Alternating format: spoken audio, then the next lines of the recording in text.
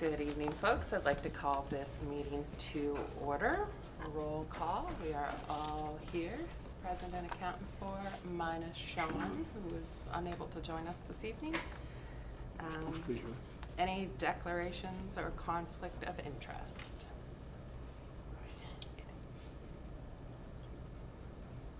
Is your mic turned on? Yep. You have to speak closer. There you go. Any declarations or conflicts of interest? Hearing none? It's your teacher voice. We'll move to, I can use my teacher voice, okay. Additions, deletions to tonight's agenda?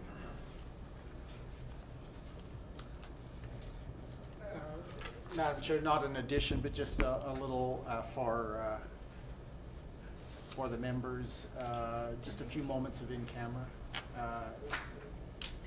I don't think it'll be long. It's on the agenda, but we should probably do that. Great, thank you.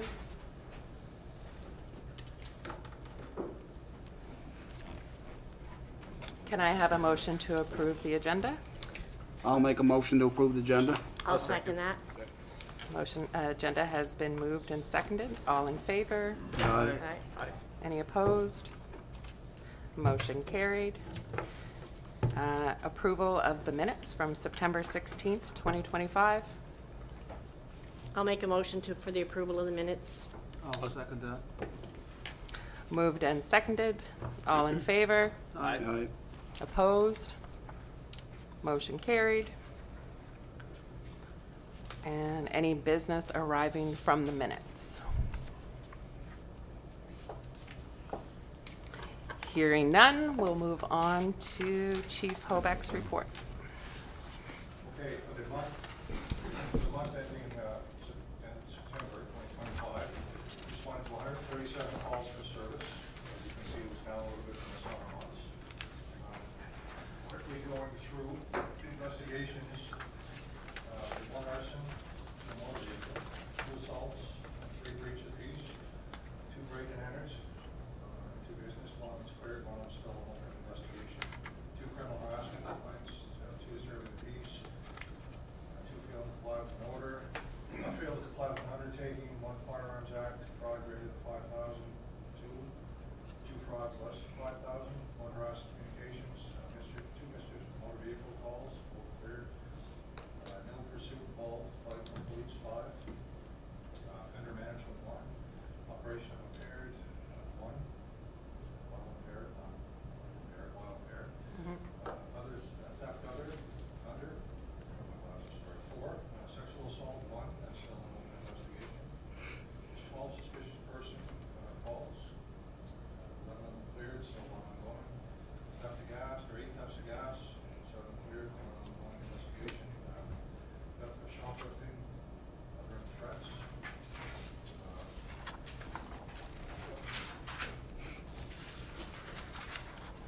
So there's 1 check stop conducted. That would be a check stop involving our departments, Skeleton and probably RCMP. Not sure on that. At least the 2 departments for sure. Driving while disqualified, 2 of those. They're both open still, not clear. 6 motor vehicle act, other activities, 4 speeding complaints, investigation. 1 other moving violation. 11 911 calls, 1 child abuse service act, 2 family law, fire prevention act, mental health act 1, which is low for us. Other provincial violations 2. For bylaws, there was 6 involving drugs, 1 other, and 1 bylaw involving traffic. We had 2 animal calls to assist general public, 7 assist other police agencies, 4 false alarms, 3 across the town. 1 missing person, 4 information files, 12 property checks, 4 well-being checks, and 31 index checks, if you remember those are criminal records checks. There is a speed report attached. As you can see, that's from Foxbrook Road. The sign was on Foxbrook Road, the 4th of September until the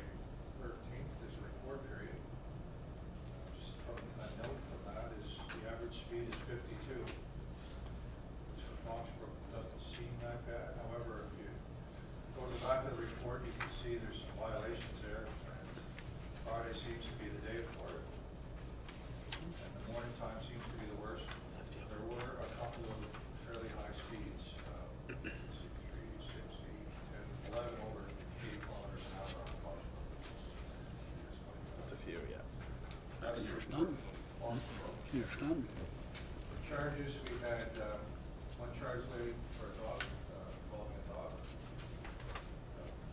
Another one for fierce and dangerous, which is also part of the dog complaint and running a hard, so there's 3 charges there. Driving while revoked, 1, given flat release order, 1, mischief charge, and 3 charge. That's our report.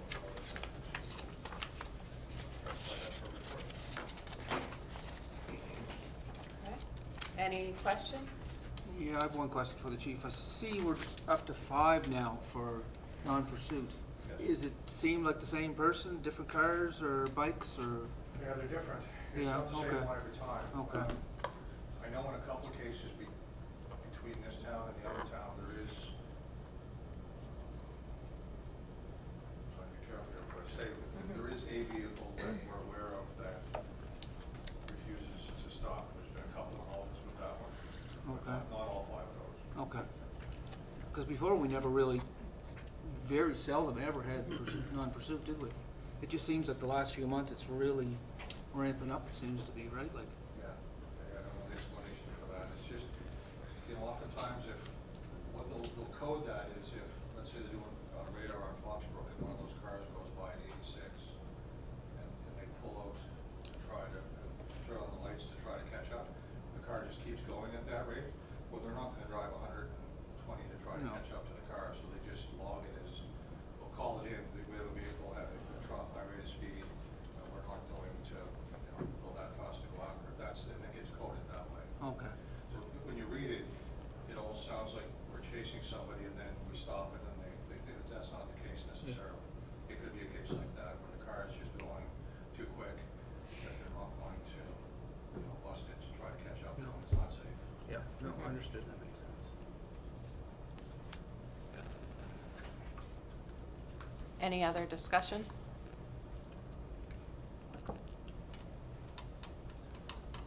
Okay.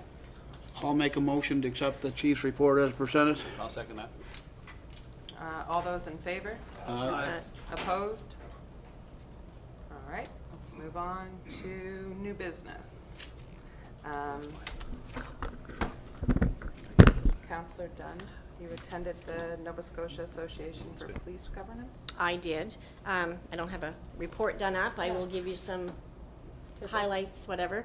There was a very good table talk session on the very last day that probably we got more information out of than we did for the whole conference. There was a couple of ladies from the DOJ, right, assistants. They opened themselves up to questions. There was a lot of hard questions asked. I'm going to say that we probably still don't have answers that we want to get. Like, what is, they're talking about layered policing, but they're not giving us an explanation as to what that is. They're talking about community safety boards, but what are they going to be? Crisis diversion team. But still, we're not getting the answers as to what these all mean. And as far as the police commission board, first, from the letter that we received, it was taken that they were going to be like an accent to our already established boards, but that's not what we got at the meeting. At the meeting, they're taking these boards away and going to form their own. Am I wrong in assuming that's the way it came across? Yes. Right. I am wrong? No, no. Oh, okay. That is Oh, correct. yes, that's the way it Yeah. came Okay, across. I was like, am I wrong? I Yeah. was like, really? Yeah. Yeah, so to me, that's what they're gonna do. They're gonna come in, they're taking and this is just my own opinion for what it's worth, what I took out of the meeting. They're taking away our right to establish how many officers that we want in our own town. What those officers are gonna do. They're only looking at, say, a 12-hour day, not a 24-hour service, which is what we have now. It's going to cost more money for the 12 hours than what we're paying for the 24. So it doesn't make sense from my perspective as to what we were told at that session, that You know what I mean? Like, Yes. it's just, Yeah. it's gonna cost our little town a lot more money than what we're paying out right now. Am I wrong? I don't know, No. but that's from. From what we, yes. yes, from what, from what we were told, what we talked about at this, yeah, That's a fair honestly, assumption, I think so, yeah, honestly, nothing against the RCMP, because honestly, I have a niece that's a Mountie. I think we need to fight every way we can to keep our own department the way it is. Yep. I really do. And if that involves us trying to, amalgamate with somebody else, then that's something we need to really look at, because if not, we're going to be swept out of the rug and there's nothing we're gonna be able to do about it. So we need to, citizens need to know what's going on, because that's another thing too. There's a very lack of communication I think, to our public, to know what is going on with all of these talks that are going on. So that's something that needs to be done, is we need to start talking about it openly, not just in meetings. So that's Yeah. what I got from that. No, that's Any great. questions? If I know the answer, I would more than be happy to answer them. Madam Chair, I think I'd just like to make a comment on Councillor Dunn's comments. Thanks for that update. I was on, unfortunately, we couldn't all attend that, so it was very nice to have some representation. My comments are around, we've been working at a lot of different solutions, a lot of different things, and I think it's important for residents to know that we're not just passengers on this bus right now, that we have been actively looking at different scenarios, different models. Does some of it involve potentially even speaking to the RCMP? The answer has to be yes to that. That's just due diligence. That doesn't mean that we're leaning one way or the other. I think, as Councillor Dunn alluded to, we're most certainly leaning more towards trying to keep what we have. I think that goes without saying. But important to know, there's a lot of moving pieces to this. The province is changing the goalpost. It seems almost monthly here. Folks remember they were scheduled to be in attendance here to speak to us. They canceled, I believe it was somewhere between 3 and 4 o'clock the day of, so I don't think it matters the actual hour. So for those that aren't in attendance, I think it's important for folks to know that we're actively engaged with this, and we're not going to go down as a Without a commission fight. and as a town without a fight with this. That's right. Absolutely. Chair, if you wouldn't mind, I'll just add, I think, a couple of comments from a kind of administrative perspective. To the point that Councillor McGregor was making, the CAOs of all the municipalities that have municipal police forces received late last week or mid last week a package of information as it currently exists with regard to RCMP.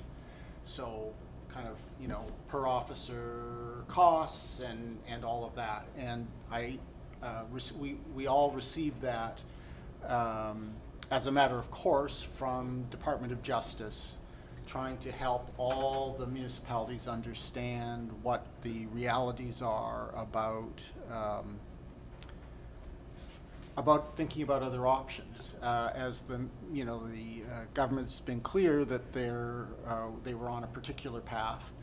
That path may have had a bit of a turn in it today. So many of you will know that there is a new Minister of Justice and Solicitor General. So Mr. Scott Armstrong is now the Minister. So I don't know what that means other than he's the new Minister.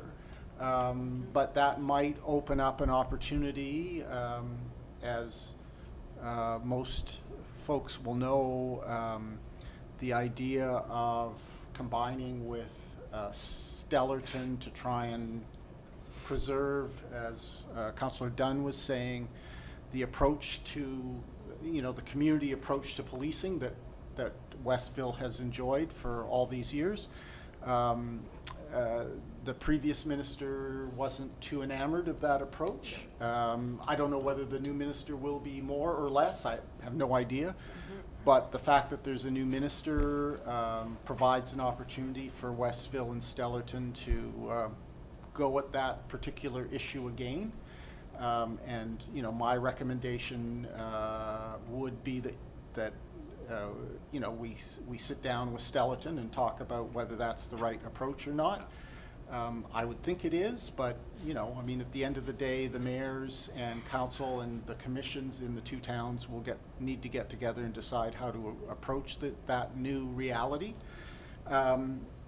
But, you know, as Councillor Dunn was saying, there is still a lot of unknowns out there. And frankly, one of the big unknowns for Westville, and I believe Stellarton at the same time, is we're in contract negotiations. And, you know, we don't know where that ends up. We hope that reasonableness reigns on both the town's part and on the police department's part. And we'll go through those negotiations in a good faith manner. But, you know, there are limits, right? And we've all talked here in the commission about what those are in the past, so you all know where those limits are. And, you know, we'll just have to press on and see what happens. But there are changes, as Councillor McGregor was saying. There are a lot of balls in the air with regard to policing right at the moment, not just in Westville and Stellarton, but in all of Nova Scotia. Mm-hmm. And, you know, in addition to that, there was, the announcement yesterday, was it, of 1,000 new RCMP officers being hired. I have no idea whether that's good, bad, or indifferent for Nova Scotia, but, you know, there's a lot of talk about policing and enforcement and crime and those sorts of things that are going on right now. So there's a lot happening. Another thing too, when we were at the meeting, they did discuss differences in types of wages and such like that. And I think right now from our constables to one of their constables, there's like $30,000+ in the difference off their pay rate. Mm-hmm. So I mean, that's a big chunk of change for Westville to try and occur, because we just can't, you know, got to get it somewhere. So. Yeah. The money doesn't come from Right. off trees, right? Right, exactly. So, I mean, that's just, like I said, that was just something else that they brought up, so. Yeah. I also would like to add in the news the other night, it said that the government is going to influx $2 billion into the RCMP. That's why they get 1,000 officers. That's where they're getting 1,000 Yeah. officers from, right? Mhm. Right. That's a lot of money. It's a lot of. That's already there now, right? So, That's a lot of people, though, to push through training in a very short time that they need them for, yeah. so. Considering PEI is, you know, it's never full anymore, right? For the police officers for training. Every year there was a big lineup, basically. Right now there's not. Well, and I think there's a lot of communication that has to continue. So I know we had made the plan for Mayor Lenny White and Mayor Darren Stroud to meet with MLA and Premier Tim Houston. That will come. Other meetings will come. We're still going to continue to try and figure this out and do what's best for the residents of Westville within our power as a municipal government and as a police commission as what we are now. So we will fight and we will do our best to share everything that we're learning as we're all learning to figure this out. Well, that's I just do it. feel We are bad. learning it as everybody Yeah, else is, right? We So, are. yeah. There's no heads up. Yeah. So nobody's holding back information that we're also not being given. So So we're it's definitely- frustrating on every level, but I feel like it's extra frustrating to those that are out protecting Westville and doing all of the things to keep our community safe and wondering about their jobs and the changes and all of the things that go along with that, and our residents who are quite upset and concerned about how things would unfold. And we have problems, right? We've got big problems that we have to figure out and work together. Anything else? Public engagement, I guess, no? Public engagement? Anybody have anything to say? As I suggested that this be put on the agenda. I guess I better say something. Lenny White, 2434 Cowan Street. Number one, just to pick up on a couple things that's been mentioned about the review and the status of it, and with the new minister coming in today and all the rest of it. Just, I think it's been mentioned, but for Commission's information, and public for that matter, yes, we jointly between Stullerton and ourselves had sent a letter to the previous minister. Outlining sort of what our attempts had been over the past number of years to come together to be more efficient and to look at better level of service for both communities, Westville and Stullerton. We did get a reply just last week, actually, to that letter. And basically, I guess the simplest way to paraphrase the reply was that they acknowledged receipt of our letter and basically said the department would be setting up a meeting in the future for us to sit down and discuss with them jointly, with Stullerton and Westville. There was no time frame on it, so you can read into that what you may. And we have a letter. And we have a letter ready to go back, acknowledging receipt of their letter and indicating that we're desirous to do that as soon as possible. But now with the new minister coming, it begs the question: who should we communicate with? Should we now go to the new minister? Probably should. My thoughts are that, and to get this matter, make sure that he's aware of the file. Number one, direct him to the file so he knows what we're trying to do here. And and I guess the bottom point that I'd make is that it doesn't fly in the face of what the review is trying to do. If it is in fact trying to improve the level of policing in the province, I think that what we're trying to do here between Stullerton and ourselves is just that. To be and to have some security of longevity, being able to sustain our police forces. So, it's yet to be seen, as the CAO just mentioned. Who knows what that means about the cabinet shuffle? Right? We don't know. We can hope that it means that maybe there's going to be a change in some respect to the review. And the other point that I wanted to make was that was mentioned about the public engagement, and I think we all realize that and thought that we intend at some point in time to do that, because I for one think that the public, the general public, most of the public probably is not aware of what this review is about, what this policing review might look at signaling for the future of policing in Westville.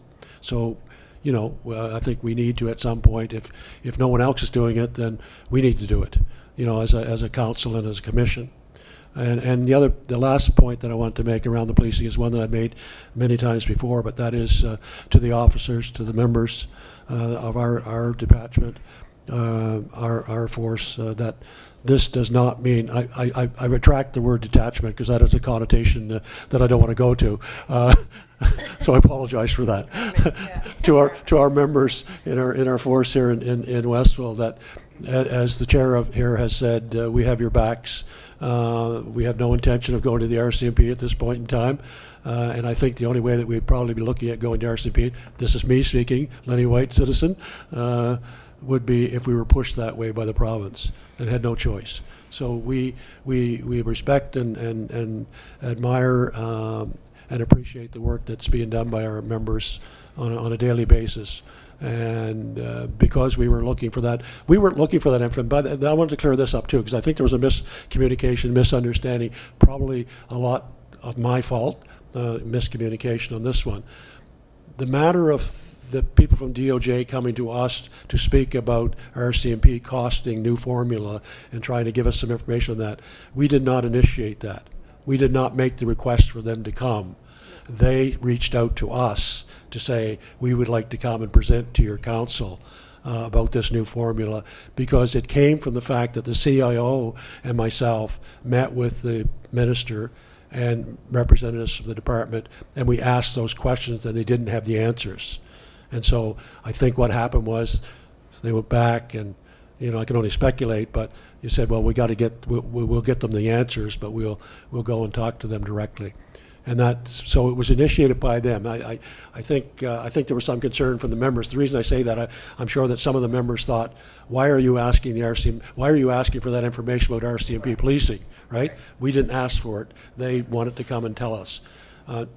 We were prepared to take it from them, don't get me wrong, but with no intention of, not for the reason of making that move at this point in time. So I think that's important to mention as well.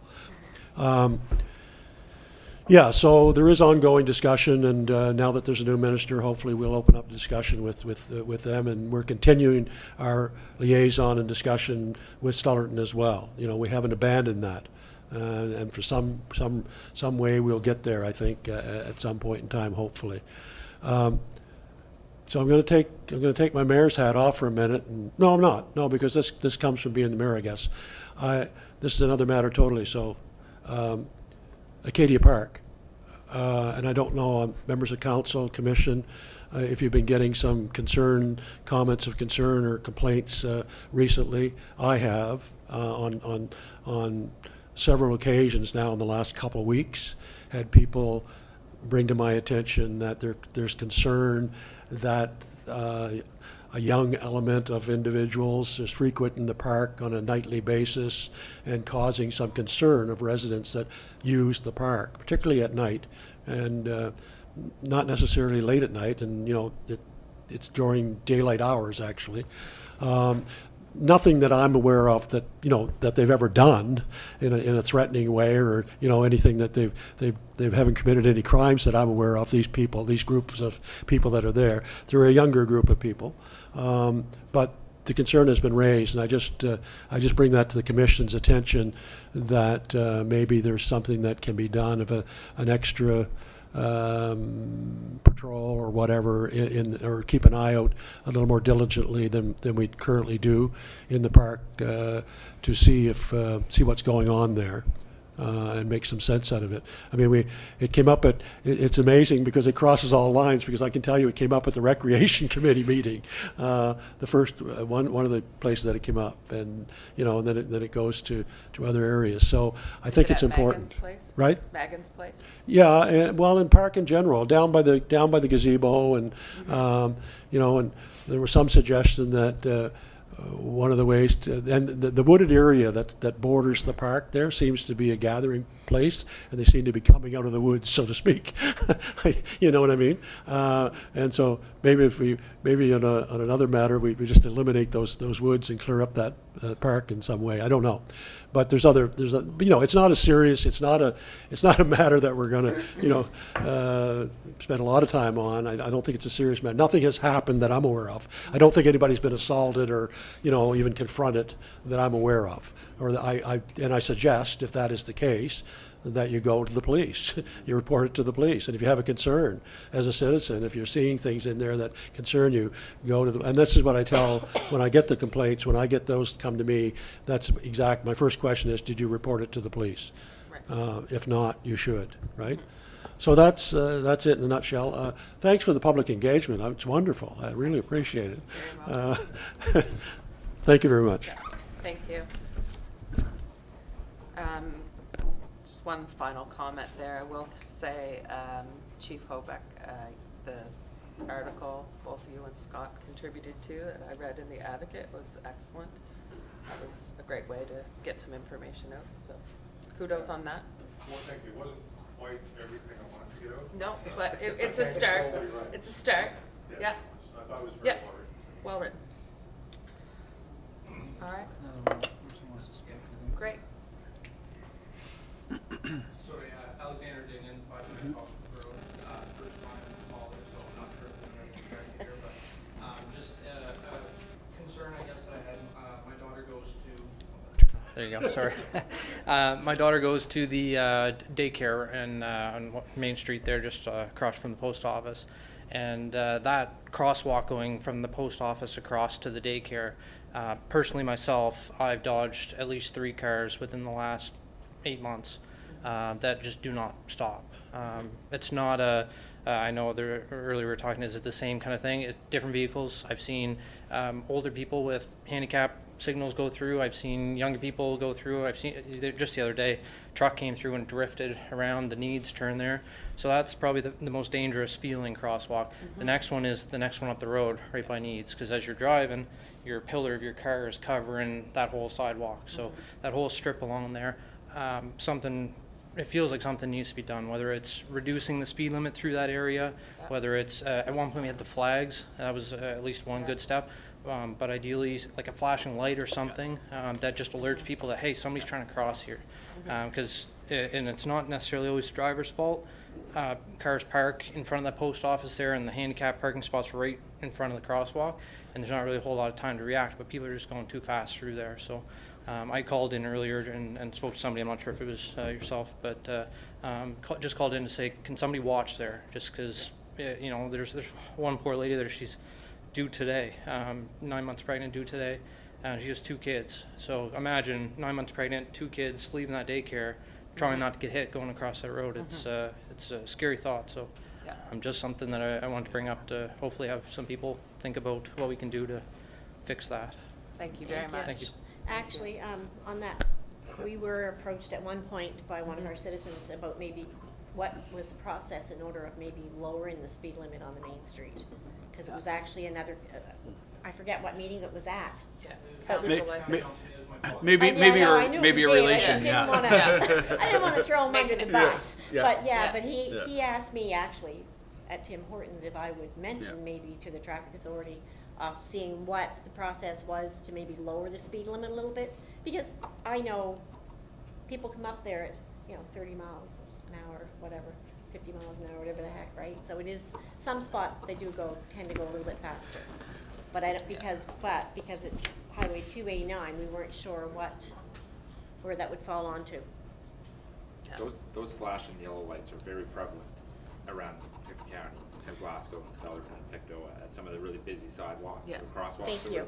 Yeah. The ones that Thank you. strobe yellow and they're very, very bright and visible. Yeah. I don't know what a set of those cost, but And the cost is significantly less than it was 5 years ago, because we had this discussion about the crosswalk at Scotiabank when Scotiabank Right. was there, because that was the other, it's getting busy again with the doctor's office open, but we had discussed there, it was at least 5 years ago, and there's different models of them now that you see around town that you don't actually have to put a sonotube and like there's Cadillac version and there's, yeah. I don't know if that's Public Works or if it's Traffic Authority or. I think that would have to be traffic authority. to It's budget authorize and putting that traffic stuff and up, tour, wouldn't it? it's a little bit of everybody, I think. I mean, I would suppose it would have to go through council to, Would be Chris and Yeah. St. Angel Street, but additions to Angel Street, Yeah. would be Chris and I would have to look at. yeah. Just on that, if I could, I had occasion to be in another jurisdiction, another town, and they solved a very similar problem by putting on the double yellow line, the center line, one of the, kind of like the things we have on Angel Street, right dead center. Yeah, I've seen In those. Okay. in the crosswalk. And the first time I drove by that, it was a bit arresting, right? Yeah. Because it's right there in the center, and it Yeah. makes you say, stop, makes you think, well, what is that thing in the middle of the You'd road? almost think it was a Yeah. person. Yeah. I almost think it's a person, and then you realize, oh, there's a crosswalk here. I need to be more Aware. careful or aware Right. or slower or Right. whatever. But, that is a relatively easy thing to do. I guess it's can be a challenge in the winter. I think they do what we do on Angel Street, which is take them out during the winter months to facilitate snow plowing. But it was quite arresting to kind of see this thing in the middle of the main street of the town. Madam Chair, just another thing that we have done recently, and by recent, I mean in the last couple of years, we actually had folks measure the distance from the crosswalk and paint the exclusion area where there is to be no parking, and it has helped a little bit with sight lines. Just, it's probably time for a refresh.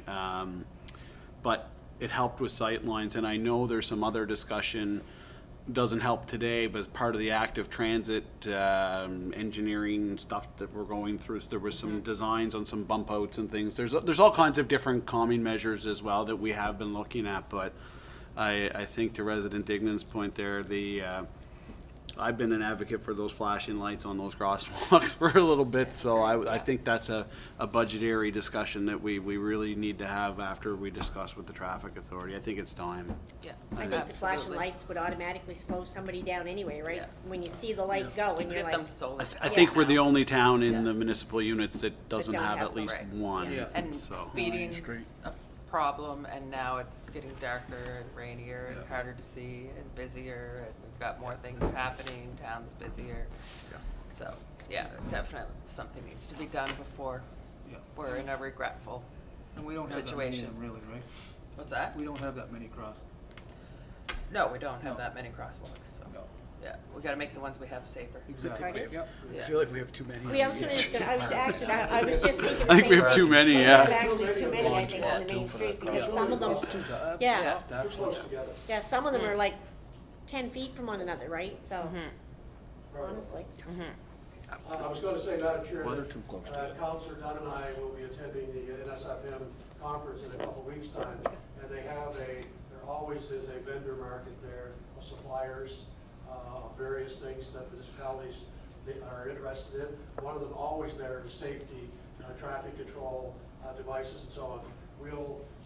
I'll undertake with Councillor Dunn to get as much information as we can Yes, around boss. what's available, for that purpose. And Great. costing so on. Because like Councillor McGregor said, there's been a lot of change in that area. There's a lot of new things that are not as costly as what they once were. Yeah. So we'll investigate that and bring it back for sure. Very good topic. And I know Excellent, thank some you. of them are Yeah. solar now too, so then you're not getting into hooking up wires and all that That's stuff right. too, Yeah. right? Yeah. We need to put up. There's a lot of great ones. Yeah, just self-sufficient. Motorola. Yeah. Motorola. Still trying to make a crosswalk Helen, you're accessible. retired, you can be a Yeah. crosswalk guard. Cheap ones and cameras.